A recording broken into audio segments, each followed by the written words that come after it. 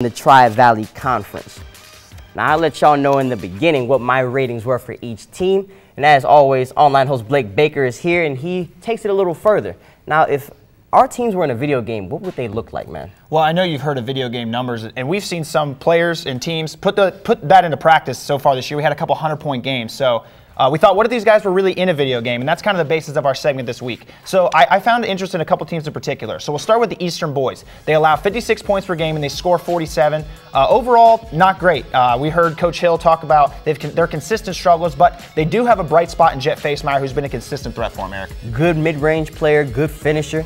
In 2K, you would get the microwave badge, but on our program, you get the convection oven badge, and he's carried the squad this year. Yeah, just to see his importance, you look at a game against Trimble last week where the Eagles overall took 45 field goals. He had 20 of them. They scored 44 points. He had 34 of them. So he's definitely that microwave for them. He's their consistent offensive threat, and they rely on him really heavily. 34 out of 44 points is ridiculous. I mean, it speaks for itself. I don't have to say anything about that. Now, what about the Waterford Boys? We just heard about them, too. They probably rival Vinton County Boys for the deepest team that we cover in all the TVC. I have them at a 90 overall rating, and their starting five are all rated 80 or above. Like I said, they're perhaps the deepest team. They play so well together. And it's like they all do everything good, and then they all have their specialization. You have guys like Travis Potmeyer, who I give him the European big man badge because he's a pick and pop type of player. You have Isaac Huffman, clacking people. I gave him the pokey poo badge because he's poking the ball away.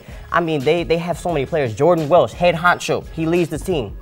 So, I mean, you have everybody has their role, and they do it all well together. Yeah, and they're hungry for a win every single week. They've scored 80-plus points 4 different times, and they've allowed less than 40 points 3 different times. So they play well on both sides of the ball, and they play so well as a unit. And another team that is trying to do the same thing and catch up, though, is the Nelsonville York Girls. What you got about them? Oh, they're one of the better teams we cover in the TVC Ohio. You know that. Jessie Addis is a spark plug for them. She plays so fast. She's got great hands on defense. She's the spark plug for them. Like I said, she's got a good supporting cast around her.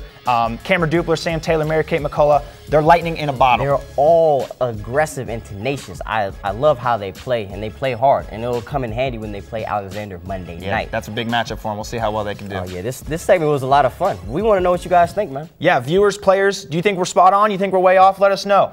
Your tweet at us. Let us know. Your feedback might show up on next week's episode. Please tag us, man. Confront us. Catch me outside. Hey, no, I'm just playing. Hey, Blake, you the man. Thank you, sir. Now